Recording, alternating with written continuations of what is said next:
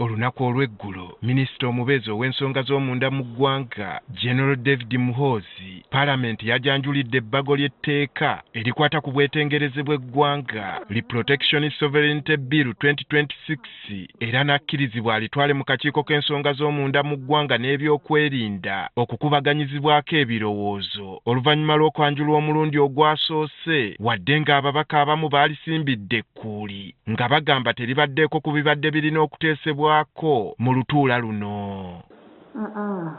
Let's first have the bill released. Etteeka ligenda kaluubiriza omuntu wa bulijjo.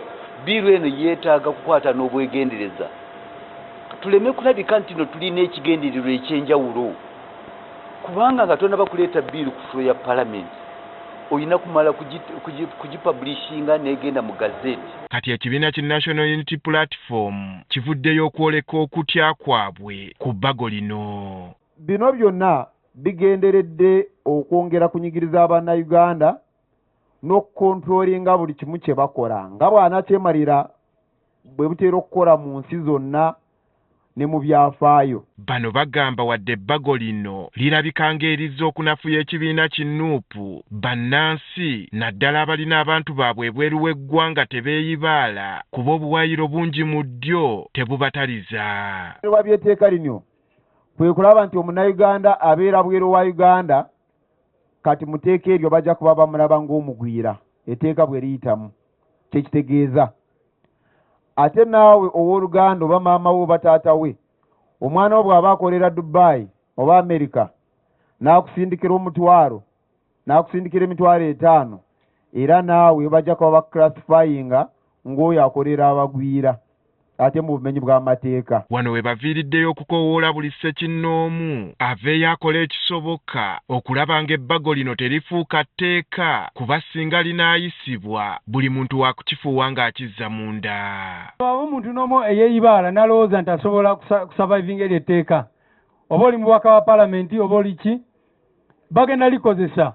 Naawe omunnayuganda oli eyo bw'omala kutegeera biiru eno teekako pureesa eyeetaagisa ku mubaka wo wa Paalamenti ne gavumenti okulaba nti etteeka lino tuliremesa ne litayita. Mu ngeri y'emu bano era bavuddeyo okuvumirira akasiimo k'obukadde 10 omukulembeze w'eggwanga ke yasuubizza okuwa ababaka ba NRM abalonde okwekubako enfuufu bwe baabadde ekyankwanzi.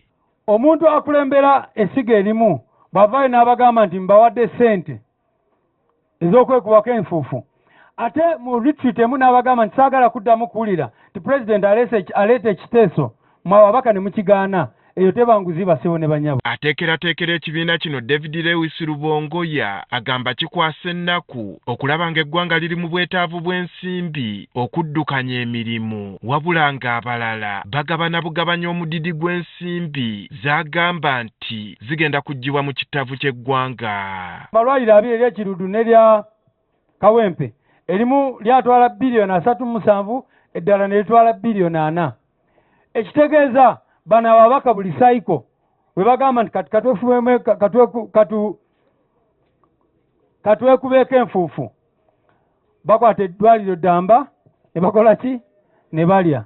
Kyatukubye wununu ng'abasaada bano beegabiire ssente ed'omu ew'omusolo nga ebugirinze gyenva buli tawuni kanso buli kitundu kye baba tawuni kanso kiziraire ssente 3 ate nga abantu babaka be bamu be bagenda okufuna ne milioni 3 eby'emmotoka ebirala kati tulaba nti waliwo obunafu obw'okubanga Uganda erina ssente naye ekizibu kya Uganda kati kusoosowaza priorities ssente we zina kulaga. Ono agamba kyennyamiza okulaba nga n'okulonda kw'obukiiko bw'ebyalo ne gye buli eno kukyaziŋŋamye olw'ebbula ly'ensimbi. Bano abantu badde batugamba ebbanga lyonna nti tebalina ssente zitegeka akalulu. Akalulu batugamba nti keetaga bilioni 5.1. Gavumenti egamba terina ssente za kutegeka akalulu naye bakwata bilioni 4. Akalulu keetaga 5.1 naye bakwata bilioni 4 ne bazidibuda bwe batyo. Si kya buswavu ekyo.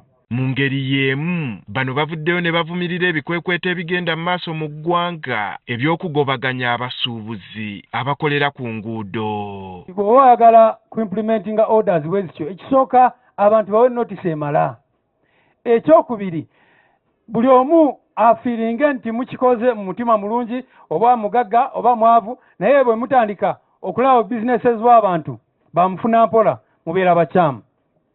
Pozi n'ekirala kye tubabuuza, abantu bano bwe bazimbira gana amayumba gaabwe ne bateekawo businesses zaabwe mwaliwa? Ebikwekweto by'okutereeza ebyobusuubuzi mu ggwanga byatandikira mu kibuga Kampala mu mwezi ogwokubiri n'okugobaganya abatembeeyi ku nguudo nga gye buli kati bibunye ebitundu by'eggwanga eby'enjawulo naddala okugoba abo abatundira ku makubo. Andrew Kaggwa, Agafeeyo, Spark TV. Tulizimba Uganda.